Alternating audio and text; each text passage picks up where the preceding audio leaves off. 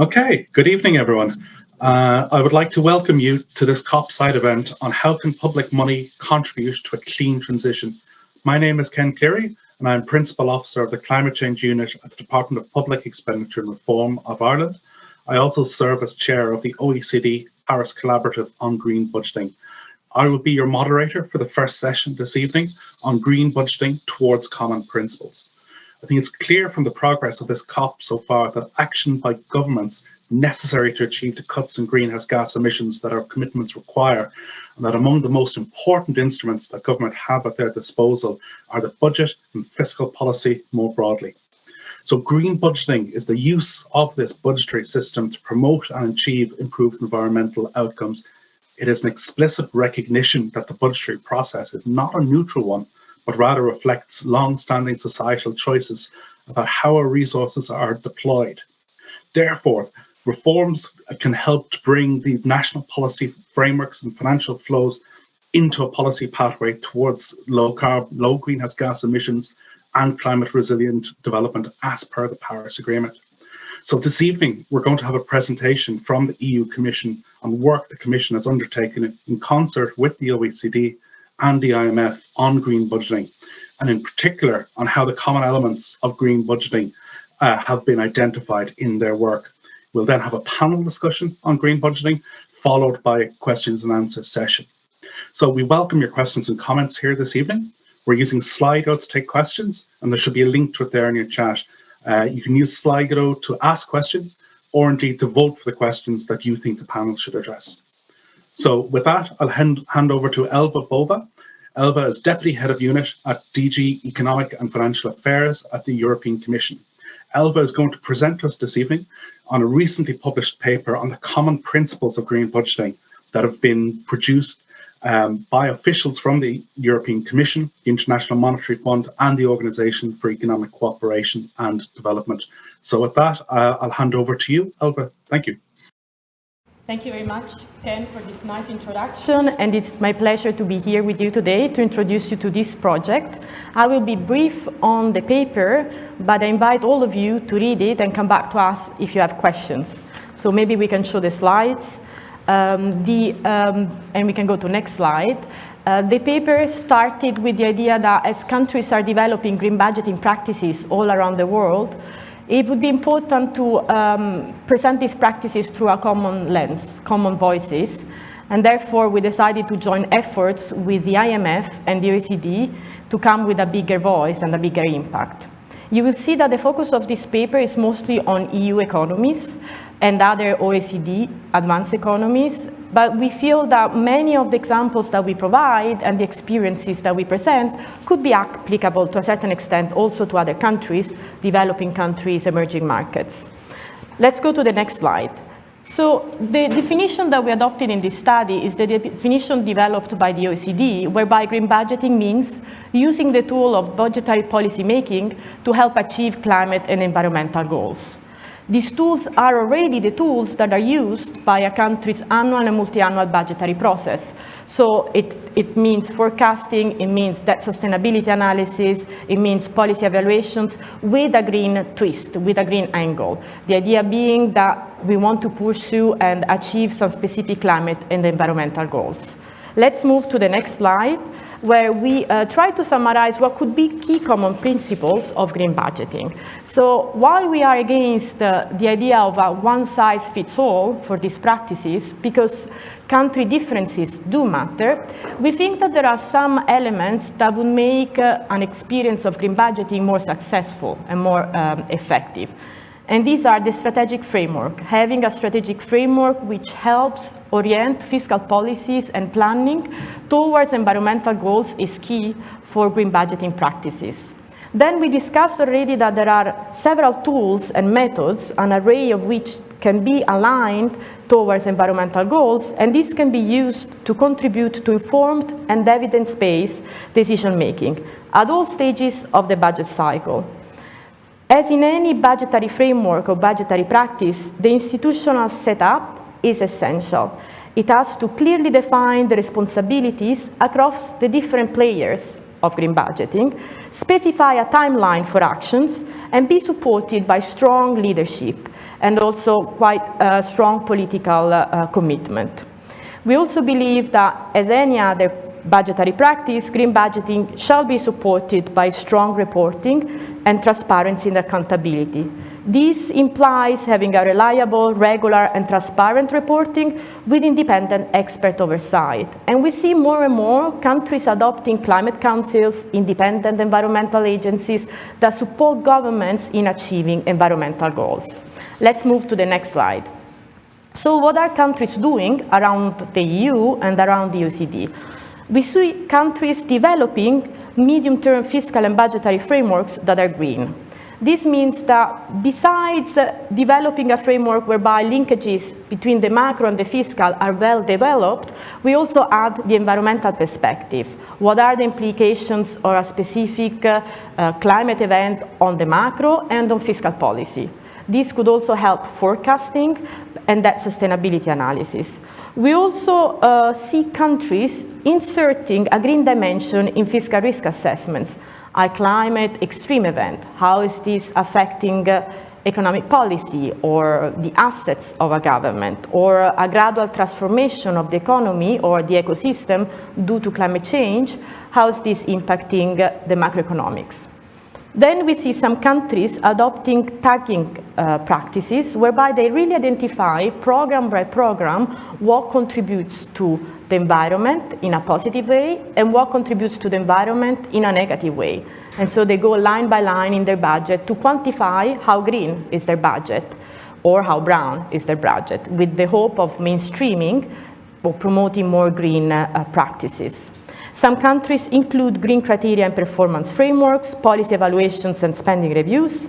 And then we see more and more countries adopting publications attached to the budget publications that are green. They are green budget statements, other green budgeting reports, and these are part of the budgetary package. I would stop with the presentation now, but I remain available for any technical questions you might have. And I hand over the floor back to Ken for this interesting panel discussion. Thank you very much. Okay, thank you very much, Alva, for that quick summary of the Commission's paper. And as Alva noted, that paper has been published and is available online for comments. But with that, we might move over to the panel discussion element of this evening's session. And with me, I have three extremely senior colleagues. We have John Blundell, who is Head of Division and Editor-in-Chief of the OECD Journal on Budgeting of the Public Governance Directorate at the OECD. I also have Carolina Renteria, who is Division Chief at the Fiscal Affairs Department of the IMF, and Martin Verwey, who is Director General of the DG for Economic and Financial Affairs at the European Commission. So John, I might start with you from the OECD. We've heard Elva's view on green budgeting, but I'm interested in the dimension on why the OECD think that green budgeting is something that the members of the OECD and indeed others should pursue. Thank you very much, Ken, and thank you very much, everyone. It's Alpa. Thank you for that excellent presentation. Thank you for the European Union for organizing this event, and to my fellow panelists. The question you ask is why green budgeting? And I think there are two dimensions to it. As we are witnessing by this event, COP26, there is great public demand for action in this area. There is great political commitment for action in this area. It is quite simply the key issue of our times. It is an existential issue, as the recent OECD Ministerial Council declared. So governments are looking at all available policy instruments to advance this agenda. The budget is, of course, a very powerful policy instrument. It may perhaps be the most powerful policy instrument. And it is not just in terms of the amount of money that the budget appropriates and to what areas, important, of course, as that is, but it also in terms of how the requirements of the budget process in many ways dictate how governments work and how governments make policy. By having green budgeting, it puts green issues on the agenda front and center of governments. So, because quite simply the budget process cannot be ignored. So green budgeting is both inevitable and natural. On the other side, there has been a radical change in how budgeting works in our member country. rather than concentrate only on inputs and the amounts of money appropriated to various programs and various bodies, which is the traditional manner of budgeting, the traditional budget process, and still remains quite fundamental. The budget process is now also embracing a focus on outputs and outcomes, performance, results, and evaluation. In short, what is being achieved with the money appropriated? There is a culture in budgeting, a general capacity in budgeting that is dedicated to budget impact analysis. So green budgeting is simply bringing these two strands together by focusing analysis on the impact of budget appropriations on green issues, climate change, and other environmental issues. We, however, need to recognize that this is an area in development. We have to be humble, but due to the acknowledged imperative of this issue, the political commitment to this reform, and the general foundations already in place in budget institutions, I am confident that green budgeting can make a very significant contribution to advancing the green agenda. The challenge is aligning the tools in the best manner possible to achieve this. We heard a very good summary of it in the original presentation, and we will be hearing more about it as this discussion goes on. So thank you very much, Ken. Okay, thanks for that, John. I'd like to direct now a question to Martin from the European Commission. Martin, we've heard about the importance of green budgeting, but I'd like to ask you about what you see the advantages to working together on collaborative approaches to green budgeting. Thank you very much, Ken, and good afternoon to all. Let me start by saying how happy I am actually to be here and to discuss with you on this very important topic, and also how happy I am actually with the kind of collaboration that we have been able to set up with the OECD and the IMF on this very important topic. So why was it important for us to have that collaboration? Now, I think at the basis for me is the shared belief that environmental action is first very urgent, and indeed, as John also mentioned, the budget can actually be a very powerful instrument to achieve our objectives in the environmental area. But the second argument is that we believe that a shared voice is actually a louder voice, is a stronger voice. And given the importance of this topic, we consider that of great importance. And all the institutions, all three institutions that we represent, they are advocates for this topic in their own rights. But we believe that if we pull our voices together, that we can have a bigger impact, and that we consider very important. Now, well, we share the view that green budgeting is a very promising and important direction. We all came to this field from different angles. And with different priorities, and to a certain extent this is inevitable and logical, but we also believe for us to have an impact, it is important that while it's okay to have different approaches, they cannot be so different that we confuse the countries that are interested in implementing green budgeting techniques. So this is also for us, or has been for us, an exercise in trying to come to a more consistent approach, and all with the view to give more clarity, to give better orientation well, for us member states, but more broadly for countries that have an interest to implement green budgeting techniques. And the last point, and that is also a point that John, I think, already touched upon, this is a very new field, and also for us, this is really a learning experience. And the interesting thing about this collaboration is that we actually learn a lot from each other, from the institutions, from all the experts in the field, as we actually also learn a lot in the interactions that we have with our member states. So all in all, many reasons and to have this cooperation. I think it has worked tremendously well, and certainly from our part, we hope that we continue with this cooperation in the future. Thank you. Okay, thank you very much for that, Martin. I'd like to direct my next question now to Carolina in the IMF. And Carolina, what I'd like to ask you about is what challenges are there that you perceive are out there for countries who are interested in adopting green budgeting? Thank you, Ken, and good afternoon to everybody. It is a privilege for me to be here with Elva, Martin, and John, and let me express also my gratitude to the EC and the OECD for this fruitful and very fun collaboration. And in the words of our managing director during COP26, policymakers must address two critical gaps: ambition and policy. And we think that the initiatives like this and the support we can provide to our membership countries, with that support, countries can increase their ability to meet their climate change ambitions and implement the necessary policies.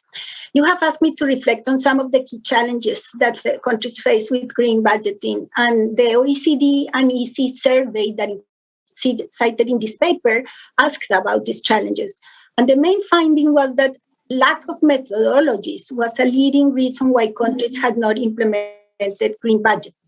This is why this paper is important, because it brings together the methodologies of the EC, the OECD, and the IMF, and draws out common themes and lessons from Europe that all countries might find insightful. But the survey also highlighted other challenges that we are also very familiar with.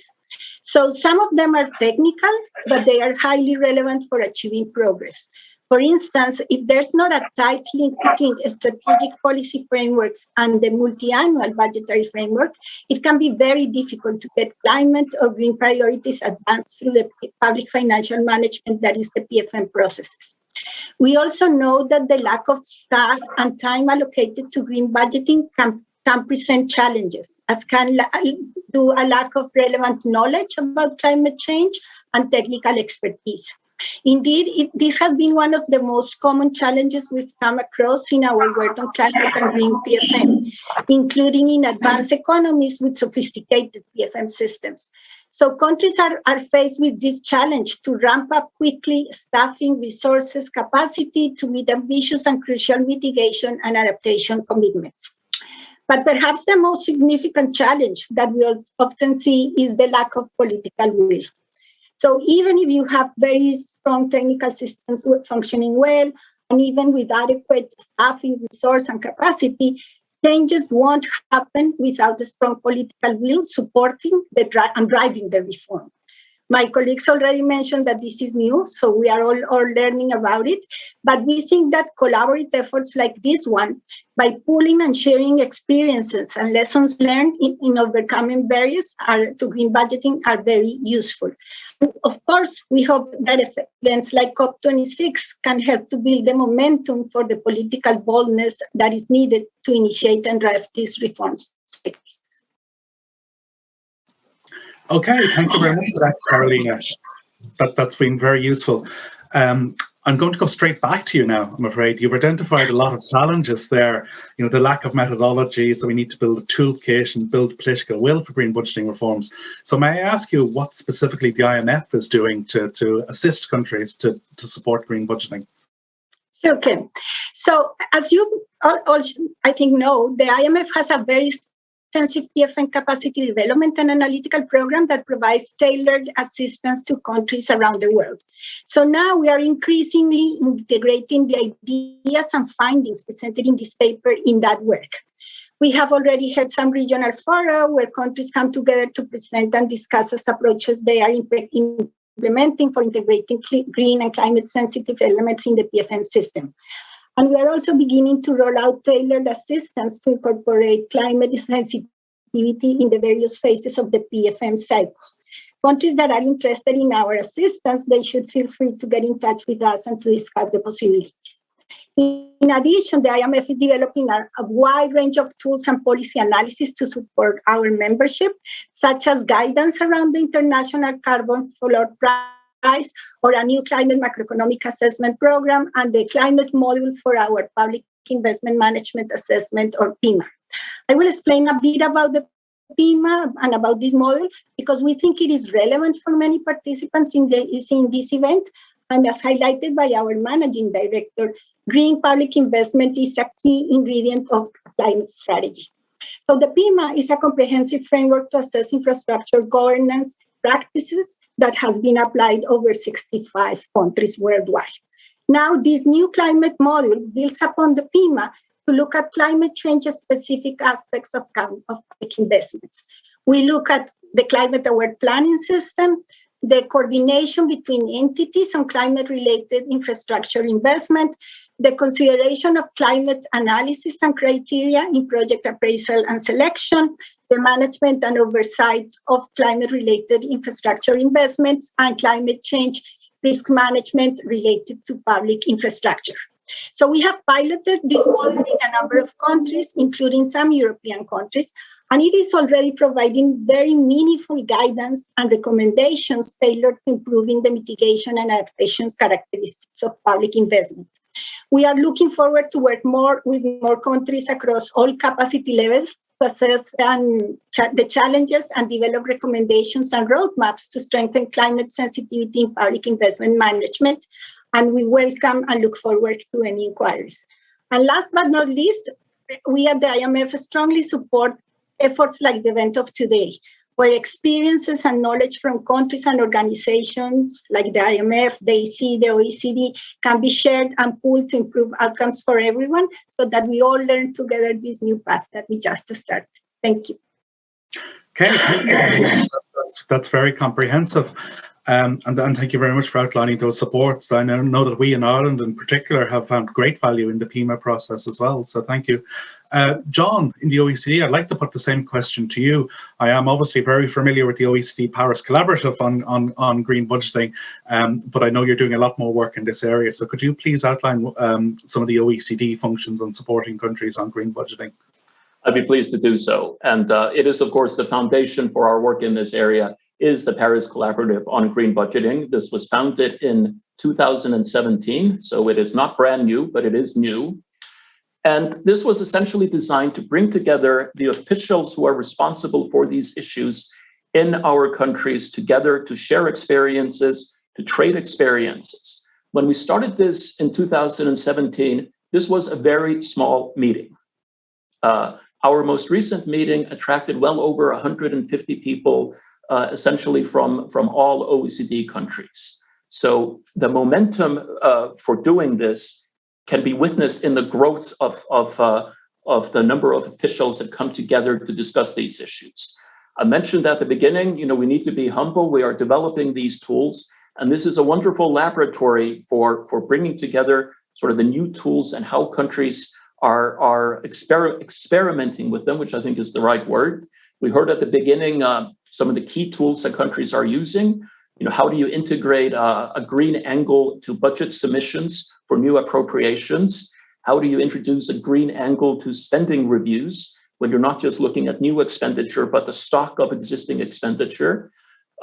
Many of the results of these things, of course, you want to have over a multi-year period. So how do you adopt a green perspective into medium-term expenditure frameworks? The common theme here is that we are not inventing new green-specific tools that are somehow completely different from the regular budget process. We are taking the regular tools of the budget process and using them to incorporate a green angle to advance the green agenda. And it is very rewarding to observe these meetings. It is almost a race to the top in countries sharing experiences and learning from each other. So aside from providing this forum, the OECD, of course, produces guidance where we collect sort of the experiences gained at these meetings. We produce guidance that countries can then have as a reference as they are implementing this going forward. And we also do a lot of implementation support where we work very closely with individual countries to advance their green agenda. And we actually do that very often in cooperation with the European Commission. So we thank our colleagues for that. And we mentioned Martin mentioned at the beginning the importance of having a collaborative approach to this, and sort of our work on the Paris Collaborative on green budgeting almost works, well, it does work hand in glove with the Coalition of Finance Ministers for Climate Action. So we are bringing all of these communities together because everybody is learning from each other, and we are very happy to be one of the leading platforms for doing that. Okay, thank you very much, John, for outlining there the work of the OECD. And as I said, I found the OECD Paris Collaborative meetings to be absolutely fantastic in driving reforms that we have implemented in Ireland, including to our capital expenditure plans and our regulatory budgetary processes. So I can speak from experience in the value of the collaborative process that we engage in with the OECD. So I would like to put that same question then to Martin from the European Commission. Martin, can you tell us a little bit about what the Commission will be doing to support member states on implementing green budgeting? Thank you, Ken. Yes, of course. Now, let me start by saying that for us, this work really got a very important impetus from the Green Deal communication that was issued in December 2019. And in that communication, it was explicitly mentioned that the green budgeting tools could have a very important impact in terms of redirecting investments and also taxation towards the green. And for us internally, that also meant that this work stream gained a lot in traction and in energy. And I think with some problems, I can say that we have done quite a lot since. So the first thing that I would like to mention is the development of the Green Budget Reference Framework, which provides guidance. It's in a way a guidance tool for our member states that want to implement such practices. And this has also been the basis for a training that we have developed together with our colleagues from DG Reform, and on which in the next session I think more details will be shared, and which I can only say already that this training proves to be quite popular amongst our membership. And the third element is really the analytical work, which is important also as a basis for sharing best practices like the OECD, but then amongst our own membership, we have organized regular interactions with member states, our member states at different levels, at more senior level, but also at the technical level. And we have also started a conference series on this topic. And then last but not least, and also something that we have worked very closely on with the OECD, is the collection and dissemination of information. And as a matter of fact, we have just concluded again a new survey now among our member states, and we will also upload the information that we gather from this survey in our public database, so that it is accessible for everybody who has an interest in this topic. Let me stop here. Okay, thank you very much, Martin, for that. We now move on to the Q&A session, the free form, I should say, Q&A session of this session. So please do use Slido to ask questions, to vote for questions that you think should be asked, and we'll put them to the panel. So some questions that have come in at the moment. One in particular, I think, is very interesting, saying that countries are adopting a variety of practices on green budgeting. And I would say even further to that, there's a variety of budgetary practices across OECD, IMF, and even within the EU member states on it. So within these kind of divergence of practices and divergence of budgetary frameworks and so on, is there really a need for a common framework of principles? Would one of my colleagues like to volunteer an answer to that question? Happy to say a word on this. Now let me first say that our intention is not to create a one-size-fits-all approach for everybody. So it's very clear that the budgetary frameworks in member states and practices, they are in countries across the globe. They differ, and so you need to be able to cater for that. At the same time, as I've mentioned before, and others also alluded to that, this is a learning exercise, and I think we can learn from best practices from one another, and that is true also for countries or governments in general, and this is really what we're trying to achieve here. To get more clarity on what has worked, what is working, and give some direction and guidance to countries on how they can go about the green budgeting without trying to really harmonize everything to the last comma. Okay, thank you, Martin. Yeah, I think that certainly makes sense to me, that this is about helping people along a journey that we think is necessary rather than necessarily imposing anything. I'm afraid of another question I'd like to go back to you on, because I think this is something very specific to the European Commission, in particular around green budgeting. As Elva's paper noted, some of the first steps in green budgeting are often tagging of expenditures, tagging those expenditures which we think are having a positive impact on climate environmental outcomes, and also tagging those which are potentially having a negative effect on climate environmental outcomes. And I suppose in often cases this work is proceeding or is underpinned sometimes by green bond frameworks. And that brings me back to the Commission and the Commission's work on the taxonomy of sustainable activities that is currently in negotiation. So do you view these as complementary initiatives? Are there tensions? Is it something that you see converging over time? So I think we'd be interested in the Commission's view on that. Now, what I would say on this is that clearly these topics are related, but they are not identical. So you always need to when thinking about taxonomy, you need to think also about what type of projects this taxonomy is used for, and you cannot one-on-one transpose that to the public sector. At the same time, we clearly look also at the taxonomy and take inspiration from that. And a good example actually is of that, to see that in practice, is the approach that we took in when negotiating the RF, the facility, where we do have a green, developed in that context, a green tagging methodology.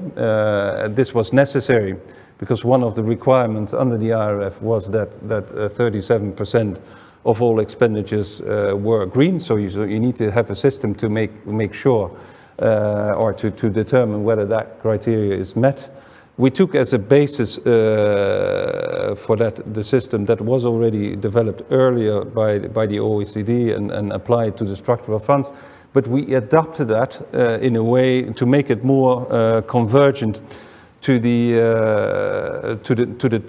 taxonomy. And I think this is this is an example of something what I would expect it to happen more generally. Okay, thank you very much for that, Martin.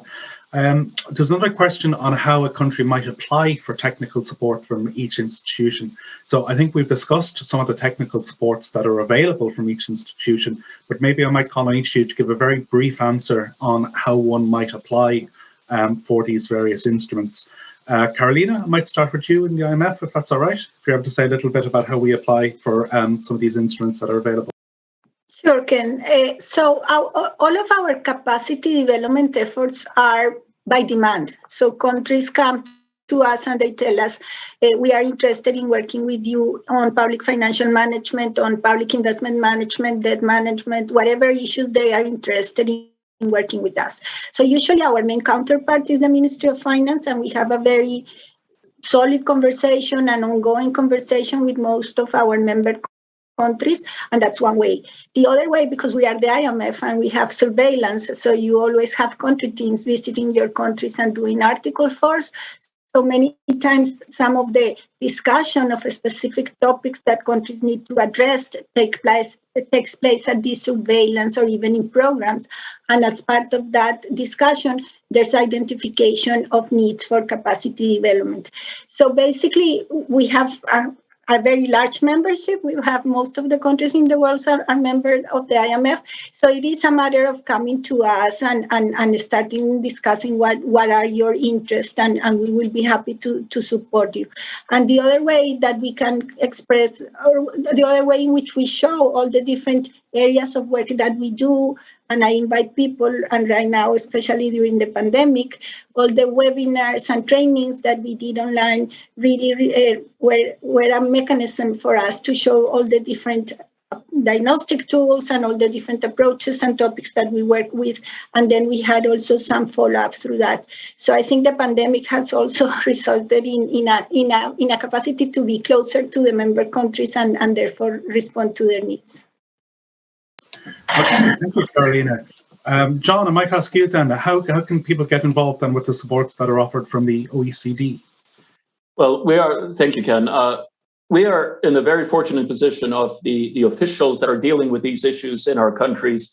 They form sort of our committees here at the OECD. So we are in a regular contact with them on, I wouldn't say daily basis, but on a very regular basis.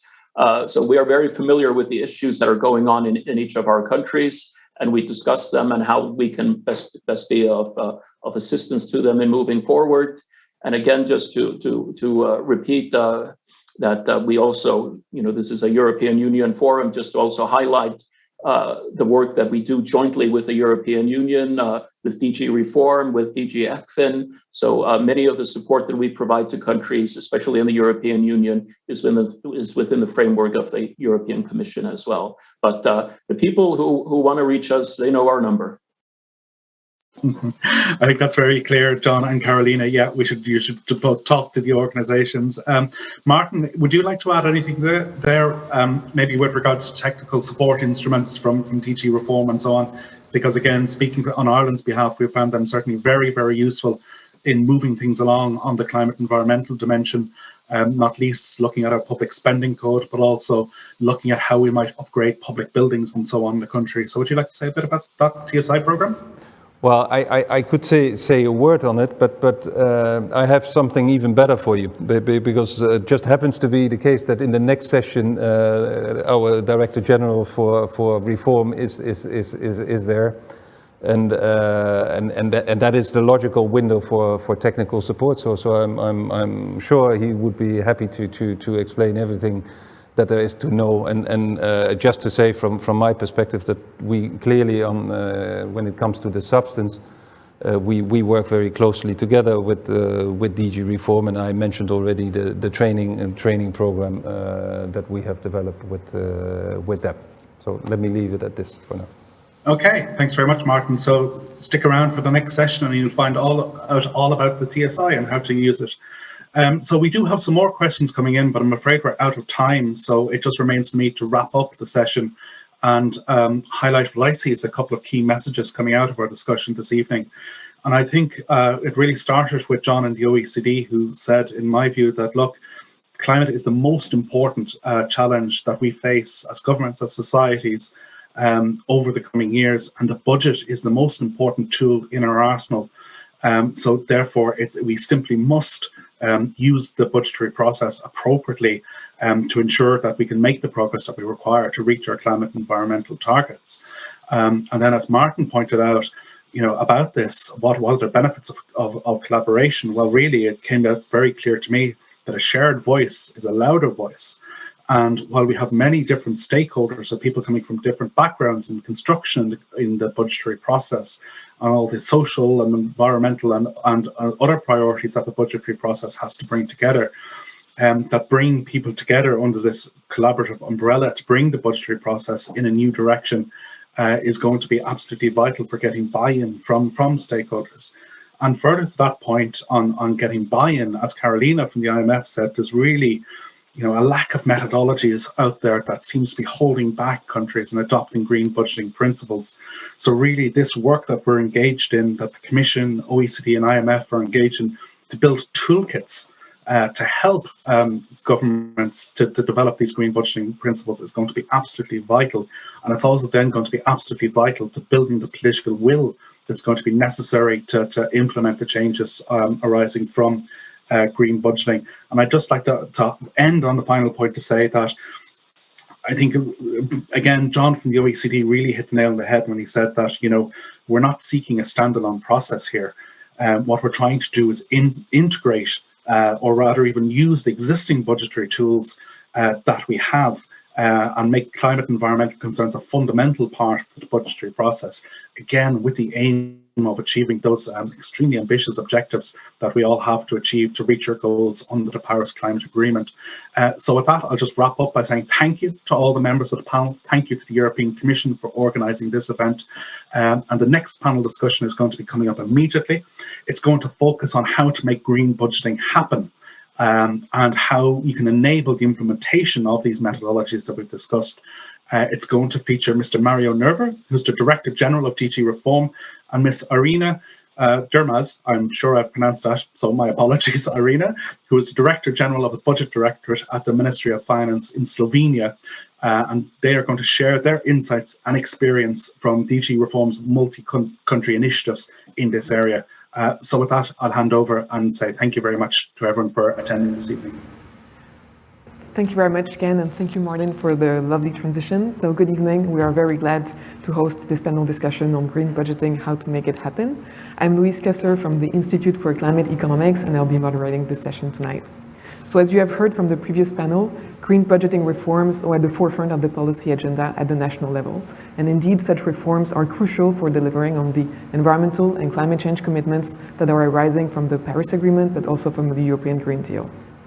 Therefore, it comes at no surprise that the survey that was mentioned by Elva showed that almost 2/3 of European member states are already establishing some form of green budgeting or are planning to do so in the coming years.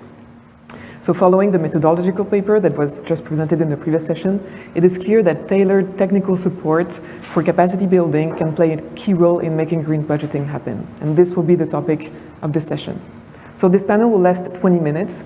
We will have interventions by two distinguished speakers, and we will then open the floor for a short Q&A. Please do not hesitate to put your questions in the Slido chat.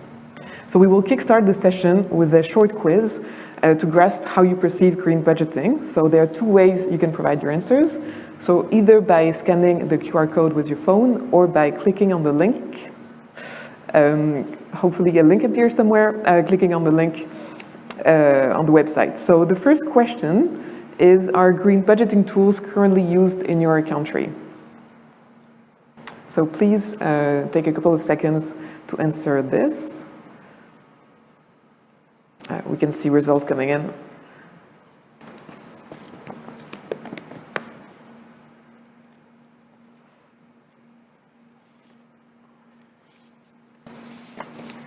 Maybe wait a couple more seconds.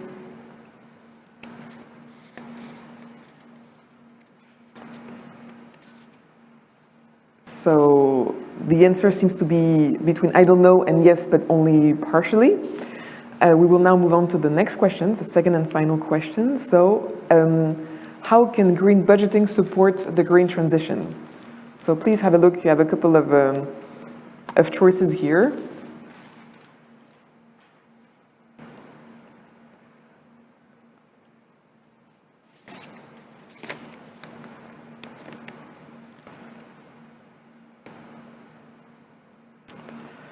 So it seems from the results, which are still moving, that most of you are convinced that the green budgeting can support the green transition in all the dimensions that are mentioned here, meaning that it ensures that public expenditure and revenues address green priorities, it provides knowledge and tools to reach ambitious climate and environmental goals, and it promotes efficiency and transparency of public policies. However, based on the answers to the first question, it seems that these tools are not yet implemented on a large scale, or at least it is not communicated widely to the public. So this is very important context for us, and thank you for taking the time to answer this poll.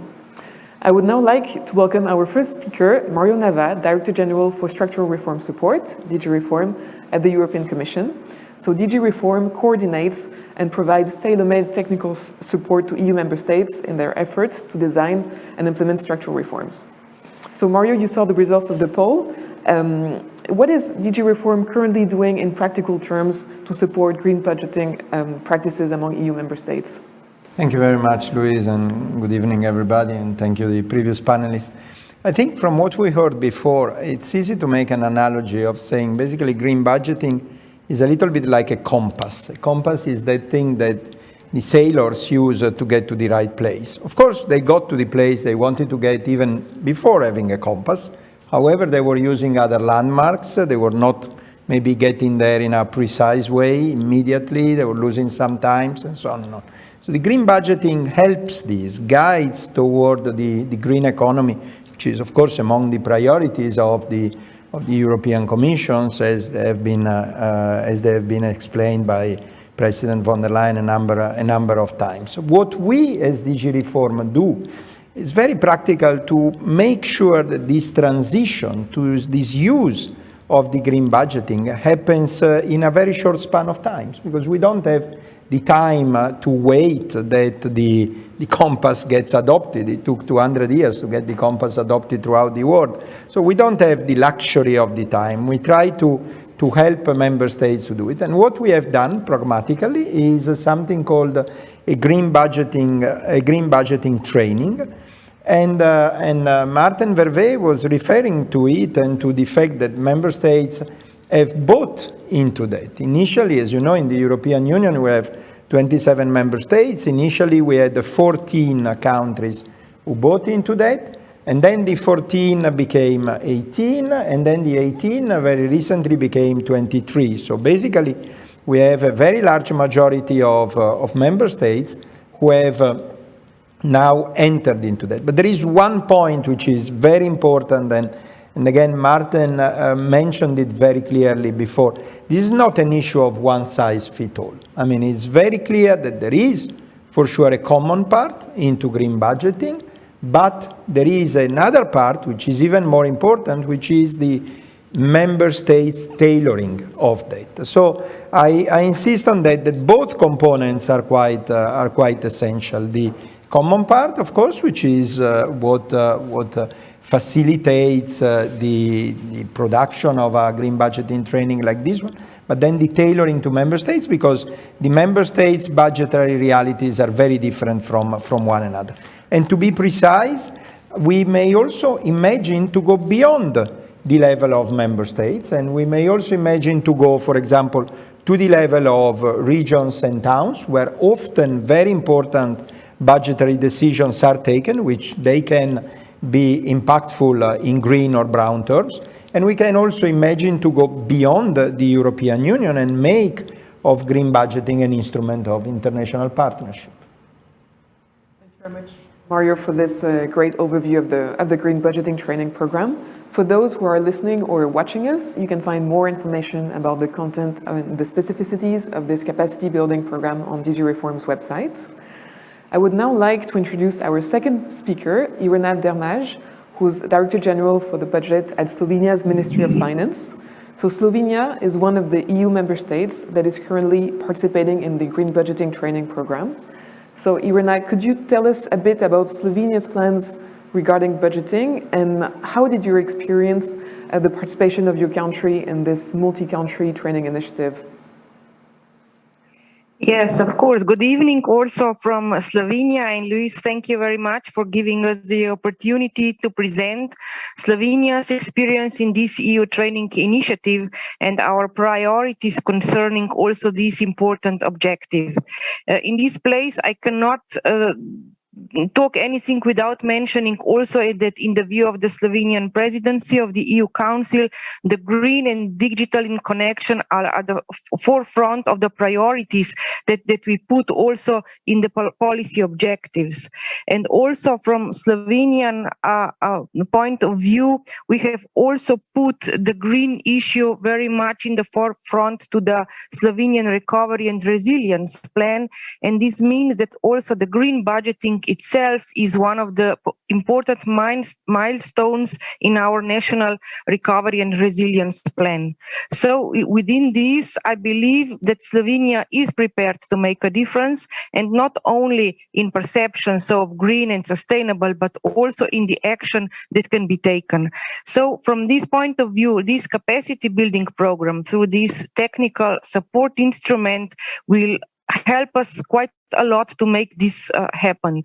This program that was initiated by DG Reform, and you already heard today from this, addresses a very targeted way to our needs and to adopt the green budgeting framework for Slovenia in the sense of that we get the knowledge on green budgeting frameworks and practices in the sense of methods to identify what is green in expenditure and in revenues, and in the sense of the recommendations to pilot the framework that also Maria referred to, tailoring it to our national context. We have already participated in the first module that gave us a thorough introduction to the concept of the green budgeting and provided on methodological approaches and tools for capturing green priorities in public budgets. Here we work together with our colleagues from Spain and Portugal, and we also got very much insight also of our French colleagues from their Ministry of Finance. So this is very important also from the point of view of exchanging the practices and the views among different countries and slightly different approaches. As you said, there is no one size fits all. So we are now very much looking forward to moving to the next phase, to participate in co-designing and testing green budgeting methods at our national level on the case of transport. So we have chosen this sector, and we have invited the colleagues from different ministries.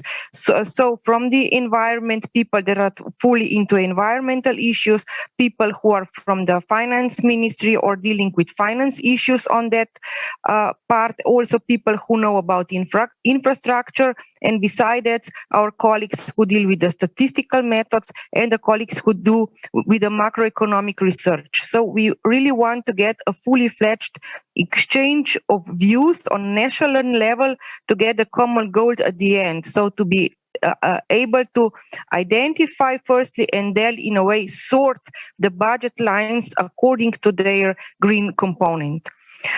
How we will use these green tagged budgets on our revenue and expenditure, it is first and foremost to help the decision-making process and to contribute to balanced economic policy mix. What I mean with that, there are many difficult decisions the economic policy needs to take. You know, if it is a dilemma, if we, for example, subsidize the electric cars, is this more green than subsidizing train facilities? So do we want more people in electric cars on the streets or on the train? So these are not easy choices, and it's not like the world that we would say it's just green or non-green.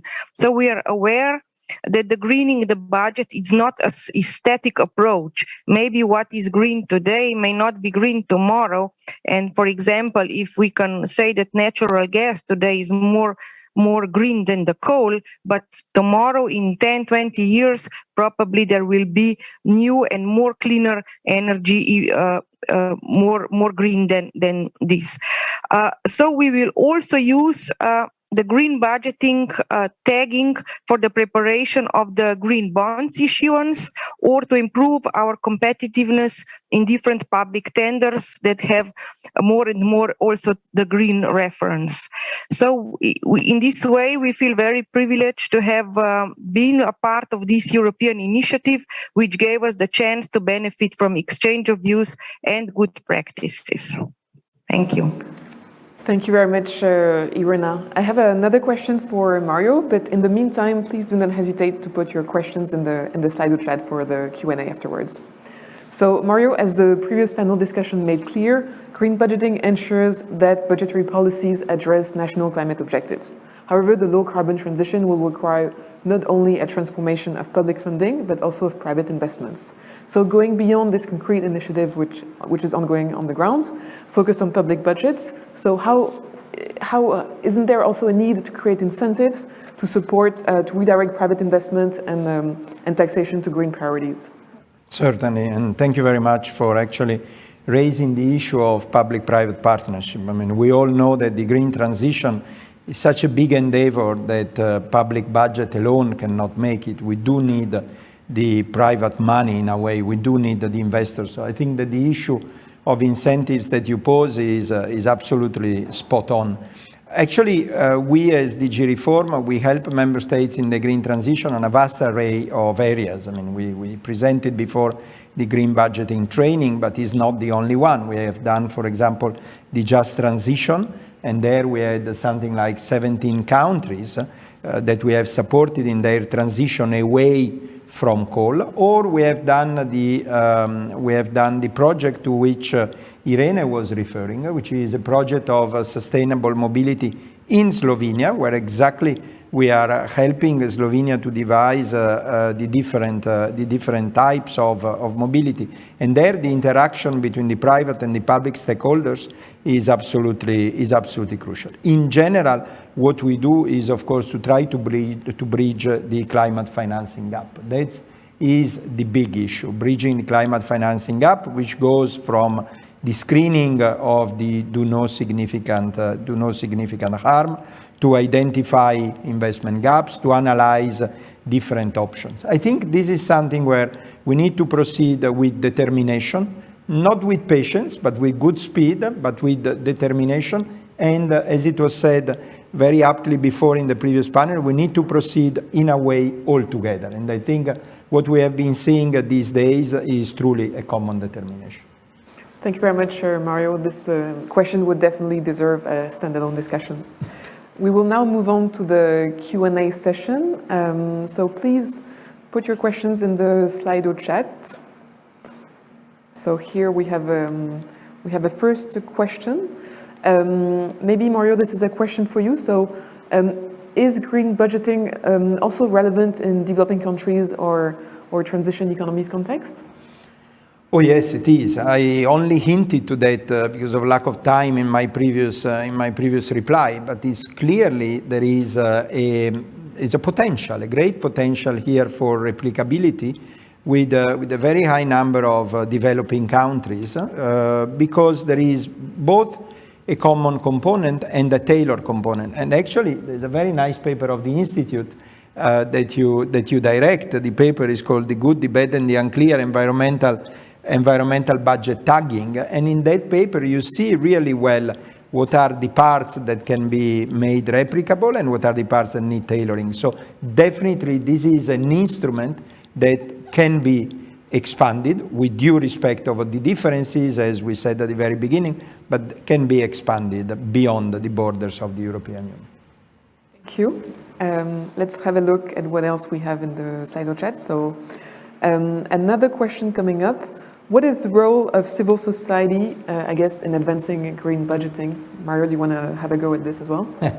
That is a very nice question. Of course, civil society has a role in very many things, but I believe that in green budgeting is probably one of the areas where it may have one of the biggest role. I mean, I imagine only two, and I'm sure I am diminishing the role it could have. But the first one is clearly to challenge the approach that has been taken. We said, Martin Vervey said it very clearly, there is a national component, there is a common component. So there, the role of the civil society to challenge the type of approach is important, to do what civil society does, which is check and balances.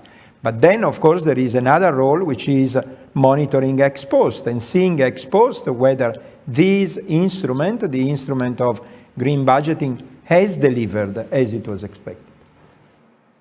Thank you. Maybe we have time for one other question at least. This was also a question that was asked in the previous panel, so maybe it would be good to have Irena's perspective on this, since Slovenia is currently engaged in implementing green budgeting. So, Irena, what are the main methodological challenges involved in implementing green budgeting? Well, thank you. First, green budgeting is upgrade of the common budget practices, so it's beyond basics. And for this, you need firstly a clear political commitment. Without that, you cannot do much. Secondly, you need to invest in training and capacity building.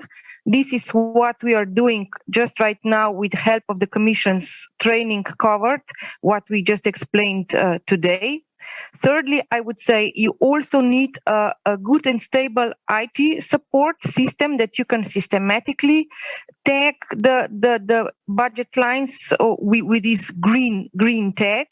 And as a final step, I think it is crucial that we make sure that these green budgeting assessments are not only used as a reporting tool, they are just for itself, but they really are taken into account where the decisions are making of how the public money is being spent. And this is, I think, our goal also of our project that we are doing now in Slovenia.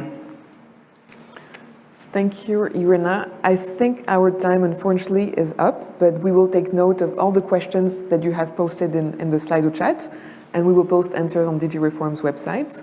So thank you very much for your participation. I will now hand over to the next discussion to Lucille, who will introduce the panel on lessons from COVID-19 recovery, how public money can contribute to a fair and clean transition. Thank you very much.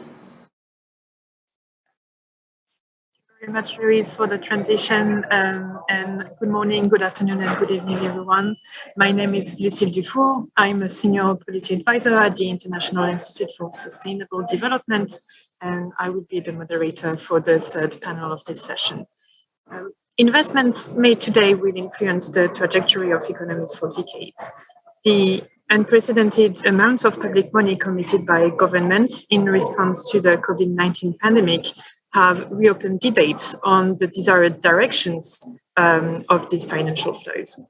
Several research efforts have started earlier last year to track the potential climate, social, and environmental implications of economic measures that were approved during the COVID-19 pandemic. And while these recovery initiatives differ in scope, sectoral coverage, and methods, the findings are broadly aligned. Today, our panel discussion of experts will take stock of the key trends observed since 2020 and discuss how future policies can best support ambitious energy objectives as well as positive social outcomes. We will first hear from short presentations from each of the speakers, and we'll then have a Q&A question. Participants are welcome, obviously, to ask questions using Slido during the session.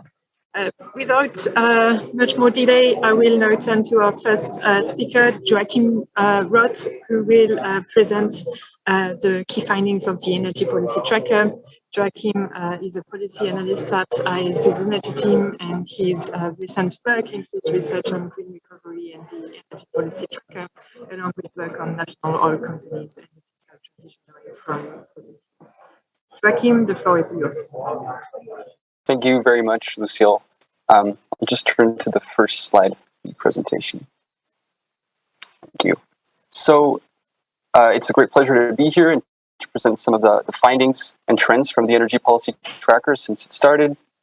So maybe a quick overview of what the Energy Policy Tracker is and how it works. So the Energy Policy Tracker is a tool that was launched, a data tool, tracking tool that was launched in July 2020, which tracks COVID-19 response policies related to energy production and consumption. Its purpose is really to increase the transparency of recovery plans and to hold policymakers accountable for the commitments they make to build back better. So it works as a network of 6 core partner organizations and 19 contributing partners that track energy policies in 31 countries and 8 multilateral development banks. So as its name indicates, the Energy Policy Tracker is focused exclusively on the energy sector for policies related to energy production and consumption, and it tracks these policies in different sectors, namely mobility, buildings, resource extraction, and power generation. So maybe just a quick note on the methodology and what types of policies this tracker includes.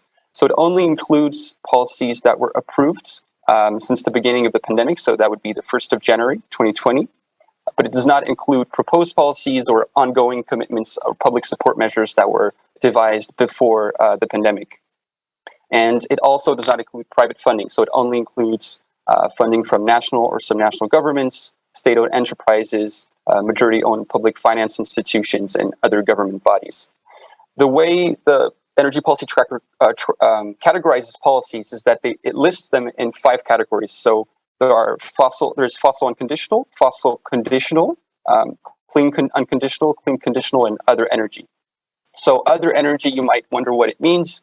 It includes policies that are outside of the fossil fuel and clean energy categories. So this would be, for example, support for nuclear energy or support for hydrogen of unspecified origin, and also policies that support both fossil and clean, but where it's not possible to make the distinction. And then as I've mentioned, there's a conditionality element. So both for the clean and fossil categories, for fossil conditional, that would be policies that have conditionalities for limiting emissions. And for clean conditional, it would be policies that have the aim of support clean energy, but that without the appropriate environmental safeguards may have a detrimental environmental impact. So for example, support for certain types of biofuels or for large hydropower. And also what's noticeable about the Energy Policy Tracker is that it tracks a wide range of public money commitments. So not just subsidies and investments, but also tools such as loans, loan guarantees, and equity injections from governments. Next slide, please. So what do the high-level findings from the Energy Policy Tracker tell us? So what we can clearly tell is that as of today, as the end of October 2021, about 40% of the COVID response in the energy sector was geared towards fossil fuel intensive activities. So that's about 351 billion USD. So that's a significant amount. It means that it's almost half of the COVID response in the energy sector. In contrast, slightly less, 37% or 325 billion is geared towards clean energy. What's also interesting to note is that, as you can see in the graph here on the right, while some countries are performing better than others, no country really has a perfectly clean track record when it comes to its COVID response. So it clearly shows that there's still a lot of effort to be done to reduce spending on fossil fuel related industries. Next slide, please.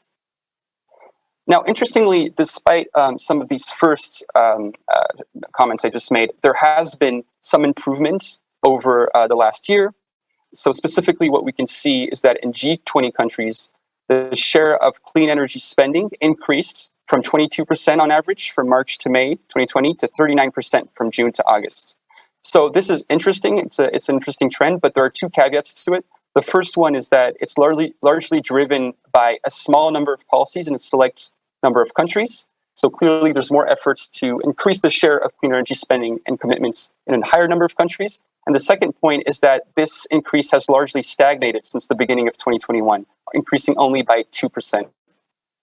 So this means clearly that there is a need to reduce spending for fossil fuel-related activities and also increase the share of clean energy commitments, and importantly, maintain that momentum in the post-pandemic period. Next slide, please. So what do the sectoral trends and the policy trends tell us? So here, as you can clearly see, some sectors are receiving wide-ranging support, while others remain somewhat untapped. So the mobility sector, the transport sector, received about half of the COVID-related funds based on our analysis. So that's quite a high amount. However, the building sector, for example, received only 6% of COVID-related funds. And so here there's an untapped potential because we know that there are shovel-ready projects in the building sector. Investing in energy efficiency, retrofits can create a lot of jobs while reducing emissions. And this is particularly important during the pandemic. And similarly, in terms of the types of policies that have been announced in the tracker, certain policies are not yet fully developed or exploited. So fossil fuel subsidy reform or fossil fuel taxation, for example, remain particularly untapped. And that's definitely a miss because these policies can raise significant revenue, reduce emissions, and do so without necessarily increasing public deficits. Next slide, please. So what are the 3 key takeaways and recommendations I can give? So the first one is that while there have been some improvements, I've just discussed this for G20 countries from 20 to 2021, we're still not there. And there's a lot of effort that needs to be done to align with the 1.5 trajectory. So this means that public finance needs to no longer support fossil fuel production. And this means not only shifting away from one type of fossil fuel, such as coal, and that for when there are policies that support that have a detrimental environmental impact, green strings should systematically be attached to such policies, which again, based on our analysis, is still not the case. The second point is really to invest in low-hanging fruits. So as I mentioned, some sectors are untapped, such as the building sector, and this is a missed opportunity. It's also the case for certain policies, such as subsidy reform and fossil fuel taxation, but it's also the case for clean unconditional measures. And in fact, when you see the graph that I showed a little bit earlier, you can see that the majority of the increase in clean energy commitments is linked to clean conditional measures and not clean unconditional measures. So here there is an opportunity to invest more in other types of support measures, for example, for green hydrogen or for solar or wind. And the last point, and I think it's a really important point, is that there's a need for increased international cooperation. And this is not just a finding from the energy policy trackers, but other trackers out there, that really there's an unequal dimension to recovery spending, which is quite glaring. When we look at the recovery spending per capita, it's about 200 times higher in high-income countries than in low-income economies. So this means that we need to exceed the 100 billion yearly climate finance target, and that there's a need for enhanced international cooperation, technical assistance, and capacity building for countries in the global south. Thank you very much. I'll pass on the floor to my colleagues. Thank you very much, Joachim, for this really interesting presentations and really, I think, key to hear these trends on recovery from the energy policy tracker. And I will now hand over to Enrico Botta to present the key findings of another policy recovery tracker, the OECD Green Recovery Database. To introduce Enrico quickly, Enrico is a policy analyst working within the OECD Green Growth and Global Relations Division, where he focuses on the design of environmental policies and their impacts. Enrico, the floor is yours. Thanks a lot, Lucille, and thanks a lot to the organizer and the speakers for this very interesting discussion so far. So the OECD also has been analyzing government responses to COVID-19, but with two key differences in terms of scope and focus on the energy policy tracker. The first one is that the OECD database has a different geographical scope. It comprises the measures announced by OECD member countries as well as key partner countries. So overall it covers around 44 countries. And second, it doesn't focus only on the energy sector, but it analyzes the impacts of recovery measures on a wider range of sectors and environmental dimensions, such as biodiversity, air pollution, waste, and many others. Another key element is that you can go to slide 2, please. There you go. In addition, the database has been validated by OECD member countries. Next slide, please. Now, what is remarkable about all these different tracking exercises, that even if there are different bottom-up approaches, then the results are relatively similar. And what the OECD analysis shows is that the green spending has increased since the first release of the database. So the database has been first released in April and update has been released in September. And we can see that since the latest release, the budget allocated to environmental positive measures has increased from $330 billion to 680. And this is basically almost the double of the spending for measures with negative and mixed environmental impacts. However, green measures represent only 21% of total recovery spending to date. This means that around 80% of recovery budget does not contribute to tackling climate change or the other environmental challenges we face, or worse, reverse progress of some of them. Next slide, please. Overall, we can say that we are far from the rapid green transition that we need, and for a number of reasons. First, if we look at fossil fuel subsidies, we can see that on one end, the 680 billion of green recovery spending will be spent over a number of years, but on the other hand, government support for fossil fuels globally amounted to 345 billion in 2020. So that basically means that 2 years of fossil fuel subsidies would be more than enough to even out all the green recovery spending identified in the database. In addition, when we start looking at different measures, we can see that very few recovery measures focus on innovation and green technologies. And this further underlines that recovery measures are not promoting systemic change we need to meet our environmental challenges. For instance, many of the technologies we need to address climate change are not there yet. In addition to this limited spending in research and development, also we see that skills training represent only around 2% of total spending. So that's a very limited spending. Next slide, please. So for the rest of this short presentation, I've been asked to talk a bit about the challenges and opportunities for a just transition in the context also of the green recovery. So let me just start from the reason why we need a green and inclusive green transition. So we know that on the one hand, the impacts of environmental degradation are concentrated among vulnerable groups. The fallout of air pollution or climate change are higher for low income earners and from, generally speaking, households from disadvantaged backgrounds.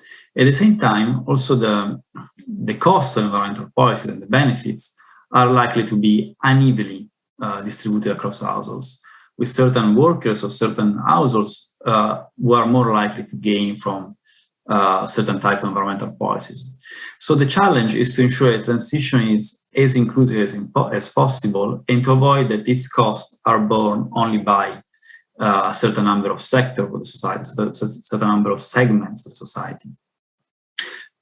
This is important for fairness and social justice reasons, but also for political economic reasons. The better we can address the concerns of people, the faster we can advance on the green transition. Next slide, thanks. So let me give you a few examples of distribution implication of environmental policies. Fossil fuel combustion, which is the main driver of climate change, but also a major contributor to air pollution. There are a number of policies that can help to address these issues, like for instance, taxes or pricing instruments. However, these type of policies can have more negative impacts on low-income households. And the main reason is that such policies can increase the price of energy, and this would affect more low-income households since they spend a larger portion of their income on this essential good. In this slide, you can see a map of the US, and you can see that in certain states, up to 12–14% of household income can go on this spending. Next slide. Another element of distribution implication of environmental policies or policies for a green transition is that the geographical dimension. The job losses of the green transition are likely to be geographically concentrated. This is a map of Europe, and you can see which are the regions that are most likely to see losses in coal jobs because of the green transition. And you can see these are strongly concentrated in certain regions. So the challenge in this context is to ensure that affected communities can prosper while polluting industries are phased out. Next slide, thanks. So how can we address these challenges? Can we address them? Yes, we can. We've been going through different phases of industrial restructuring, so we can look at the experience of the past and try to see what worked, what didn't work, and use them to make sure that this transition also is as fair as possible. Looking at past experience, we can see that a key pillar for a green transition, for a just green transition, is investment in human capital. And this includes also well-designed and targeted unemployment benefits combined with active labor market policies for the workers that are negatively affected by the transition. At the same time, the geographic dimension requires that we develop place-based policies to support affected communities. A third key pillar of the green transition, a difference between the previous one, is that pricing emission, which is a key element for the green transition for addressing climate change, also raises considerable additional tax revenues. And this can be used to finance measures to mitigate any regressive impacts, both at the level of households, but also at the level of regions. And finally, all this must be underpinned by long-term strategies. This is because it helps policy coherence, and alignment in policy decision across different levels of government, so between the central government and the more subnational governments. Next slide, thanks. So just to very quickly conclude this very quick presentation, the recovery is becoming greener. These are good news, but much more needs to be done. And to ensure that the green transition, that the recovery is hopefully jump-starting, we need policy packages. And finally, policy opportunities and challenges differ significantly across countries and also regions within a single country. Thanks a lot. Thank you very much, Enrico, for this thought-provoking presentation on, the magnitude of effort that is still needed to really green the recovery response of different governments, but also how the environmental and social considerations are definitely interconnected. And I think it provides a really good segue to the last presentation of this panel that really focuses on how to better measure the poverty and inequality impact of these recovery policies, especially in the context of the energy policy tracker. And I will therefore hand over to Angela Picciarello. Angela works as a senior research officer in the climate and sustainability team at ODI, and her research focuses on fossil fuel subsidy reform and sustainable finance. Angela, the floor is yours. Thank you, Lucille, and hi everyone. It's a pleasure to be here. Can we please get the slides? Thanks.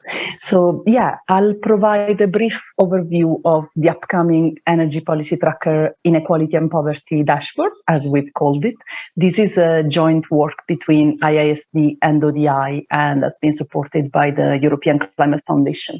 If we can move to the next slide, please. Thanks. So yeah, just to provide a bit of context around this work, the reason why we came to the idea of developing the dashboard is, is about what Enrico has already explained quite well. We realized that a better understanding of how energy policies may affect social outcomes in a society, so say poverty and inequality, for example, is key to the political and social acceptability of such policies. And it's key to ensuring that the energy transition is as fair, as inclusive as possible.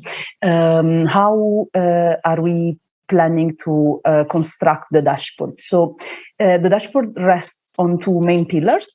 On the one hand, we've been collecting overview information on the state of socioeconomic inequalities and poverty for the 31 countries currently tracked in the energy policy tracker.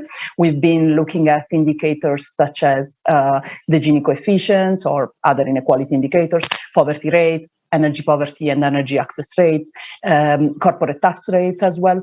And then on the other hand, we've been collecting information on the expected effects of different categories of energy policies in terms of within country inequality and poverty.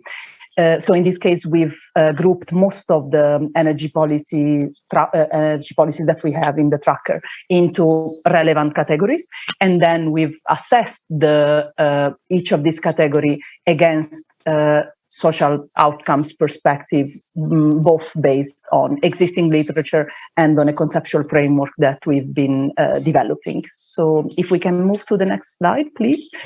So this is just a quick example of how of what the dashboard analysis might look like, at least the summary table of the analysis.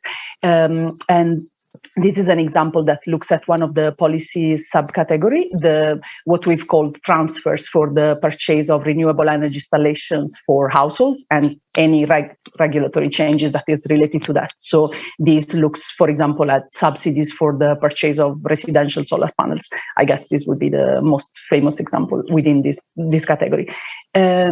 We can see that these type of policies are currently categorized as clean and conditional in the energy policy tracker.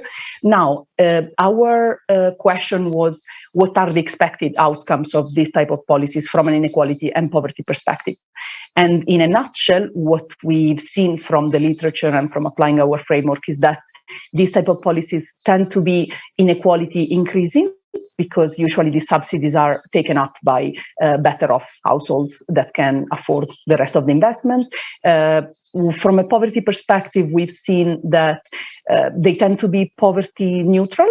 There is not much evidence around that unless we look at potential jobs created by these policies in, for example, manufacturing or installing solar panels, and these might affect the poorer households. And we've also seen that there is some evidence around improved energy access, but this is usually related to low-income and middle-income countries rather than high-income countries. So we have quite a good high confidence around the inequality findings for this type of policies, a bit of less confidence with respect to poverty impacts. One thing that I didn't mention is that the dashboard aims at not assessing each single policy against its inequality and poverty expected outcomes, but rather the policy categories as a whole. And then we hope that the users of the dashboard will be able to conduct more specific analysis on their own using the dashboard as a starting point. And for this, we are aiming at collecting information around the contextual factors and policy design elements that might actually affect the impact of the specific policies with respect to poverty and inequality. So in this example, for example, we would see that the average income of the households that benefit from the subsidies related to the average income in the country might affect how progressive or regressive that policy is. We've also focused, this is one of the key aspects of our analysis, on the complementary measures that countries can put in place to mitigate potential negative impacts from a poverty or inequality perspective. So in this case, the literature shows that these type of policies tend to be less regressive when they are explicitly targeted to low-income households, and there are examples of this. For example, in the US, where that has been done, and there has been great savings on the energy bills for these low-income households as a consequence of the application of these policies. So yeah, this is generally what the dashboard will look at from a very summarized perspective. Can we please move to the next slide? Thanks. So in terms of what's next, we will publish the dashboard in February next year, and this will be an online tool which will be composed, as I said, of the indicators on the state of poverty and inequality in the different countries and the social outcomes assessment of the policy categories. And then this will have an accompanying report to it where we will delve deeper into the methodology for our analysis. We will provide a summary of the key findings, which will hopefully include highlighting policies with a clear impact on inequality or poverty, identify the factors that I was mentioning, the contextual factors and response measures that can generally influence the direction and the magnitude of the impact, and provide, where possible, policy recommendations as well. So thanks everyone for the attention. I'll stop here, watch this space for the dashboard, and yeah, happy to take any question. Thank you. Thank you very much, Angela, for this presentation, and I very much look forward to seeing the inequality dashboard launched earlier next year. I'm afraid we are running out of time, and I'm not sure we're going to be able to take questions and answers at this stage. So what I would suggest is that we continue the discussion offline, and you are totally free to contact us through the EU side event platform where our contact is listed. Thanks again for participating to this event today. And I think we had a lot of interesting views on how to improve the policy efforts to promote a just and fair transition towards clean energy, but also got interesting insight on how to provide additional research and data on how to better understand and assess the environmental and social impact of these policies. So thanks very much to all the panelists, Joachim, Angela, and Enrico. And I will now close the events. Thank you very much.